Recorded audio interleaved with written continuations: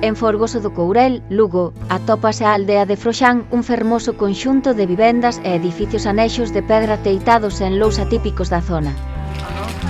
Nela, como noutras moitas das zonas montañosas de Galicia, a castaña foi tradicionalmente un dos medios de sustento a principios do século pasado. Unha castaña que se producía en abundancia e era conservada seca para comela durante todo o ano.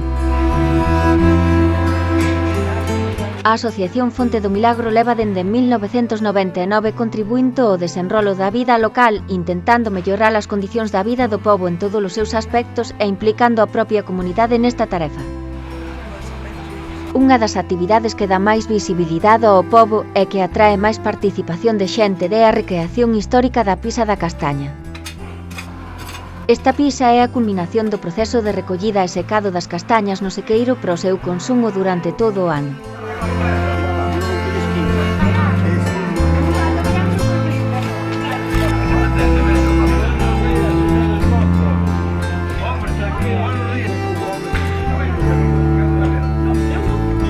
O proceso pois é a partir de setiembre que empezan a caer as castañas, recóllense as castañas, vanse traendo según a cantidad que haxe, e así que ten o siqueiro sobre 30, 40, 50 sacos máis ou menos, faise o lume, e o lume non se fai continuo, porque as castañas seca moito mellor, se non se fai o lume continuo.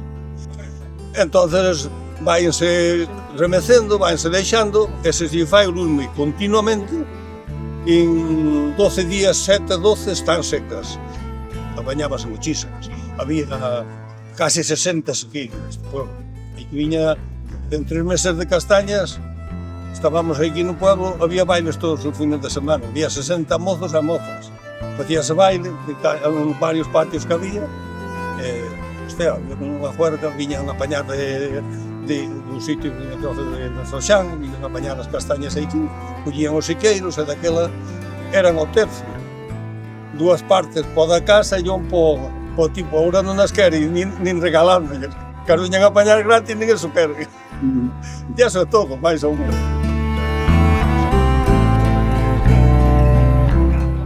Pola mañá ben cedo os veciños empezan coa preparación do xantar no que o prato estrela son as castañas cocidas acompañadas con chourizo, panceta e tarta de castaña.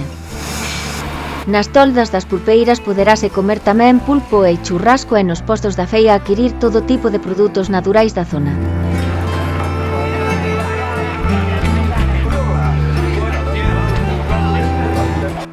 No sequeiro do campo xa están preparando os elementos necesarios para a pisa. Avivouse o lume, abriuse o sequeiro e, no camiño, xa están preparando o tallo e mailo sacos nos que se fará a pisa. A diferencia de outros lugares, no Courel a pisa faise entre 2 persoas agarrando os sacos cheos de castañas polos 2 extremos. Antiguamente se usaba os de correo.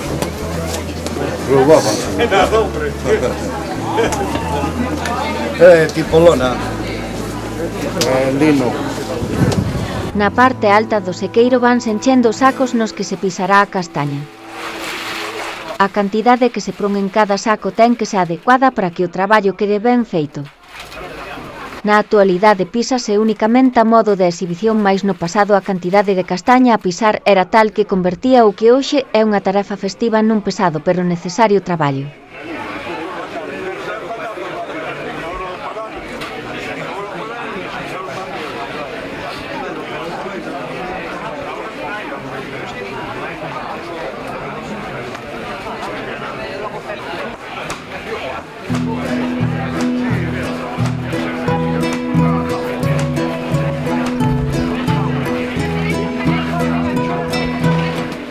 De xeito ininterrumpido vanse baixando os sacos con castañas para que os pisadores, con ritmo monótono e regular os golpeen contra o tallo. A finalidade destes golpes é facer que racha a casca da castaña e se despega a pel interior que protexa o froito. Os pisadores, bos coñecedores do seu traballo, saben que cando se pisan pouco logo quedarán moitas castañas dentro da casca que haberá que separar a man. Pola contra, se se pisan demasiado quedarán moitas castañas rachadas en trozos chamados picón con menos valor para o mercado e peor aspecto e conservación.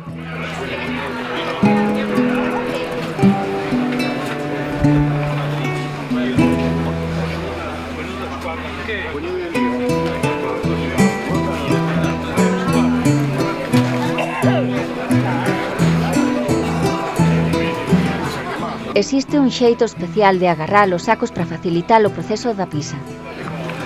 Unha man, a de atrás, mantén os predes que fan que a castaña se xunte no centro do saco. A outra, a de adiante, é a que imprima a forza ao movimento. A sincronía entre os dous pisadores ten que ser perfecta para que o golpe sobre o tallo sexa rotundo. Un son seco do golpe sobre a madeira é sinal de que se está facendo ben o traballo.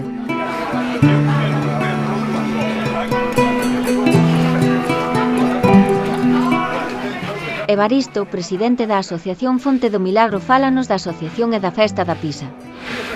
Son Evaristo Méndez, veciño aquí de Froxán, do Foros do Cobrel, e presido a Asociación Cultural Fonte do Milagro, que empezou a funcionar no ano 1999 e principalmente co obxectivo de recuperación de vellos oficios e tradicións.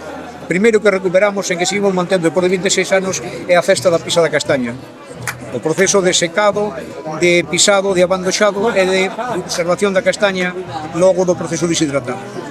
Isto foi unha cousa que nos enseñou os nosos antergos e que nos queremos manter para que as novas xeracións sexan quen de ver como se traballa máis al día da Serra do Courel ao longo da historia, porque nos entendemos, e por estudios que se falan, que a castaña aquí veu cando os romanos, e que falamos que é igual un proceso de 2000 anos. E é un proceso, pois, como chamo, de verdade, moi curioso. Desperta moita expectación entre a xente, porque aunque entendo que aquí tamén se fai en Parada do Sil, pero é distinta forma xa. É outro proceso moi distinto, entón, quanto máis se fagan, moito mellor, porque cada sitio ten as súas costumes. E nós aquí no Courel estuvemos aillados durante moitísimos tempos, séculos, ano logo despois, e, bueno, pois conseguimos con isto atraer xente ahora. Conseguimos que a aldea de Froxán, que o Courel, durante un fin de semana, un ponte como este, estea ateigado de xente.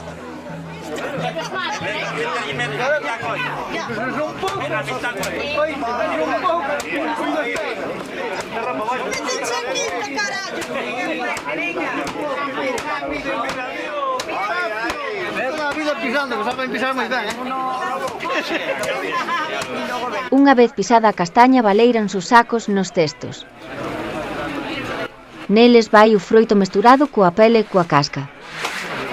A separación destes elementos farase co bandoxo, unha singular ferramenta que se voltea nas mans que permite a separación e a colleita da castaña xa limpa.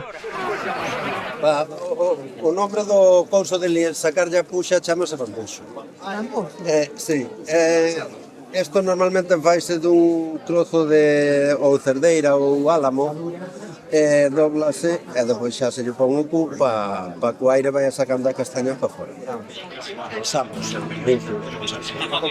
pero claro, xa é un pouco máis despeito, e así para sacar a puxa mellor é un pouco máis difícil, non sacan a puxa. Como dejan mellor a castaña por la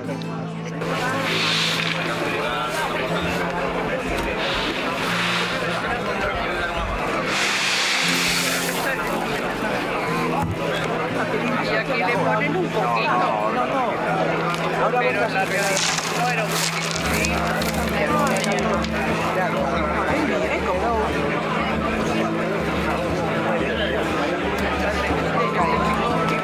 Con hábiles e estudiados movimentos vaise facendo que a casca e a puxa vayan saindo pola parte frontal do bandoxo e caindo ao chan.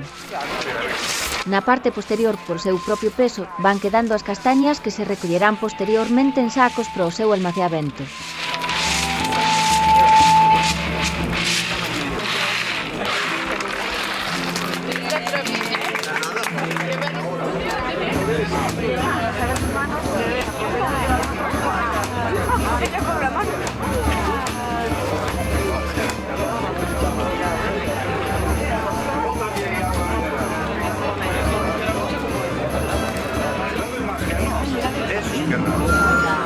Outra das curiosas tradicións que se xuntan nesta festa é mollar con auga, ou viño, ou coiro que recubra o talle.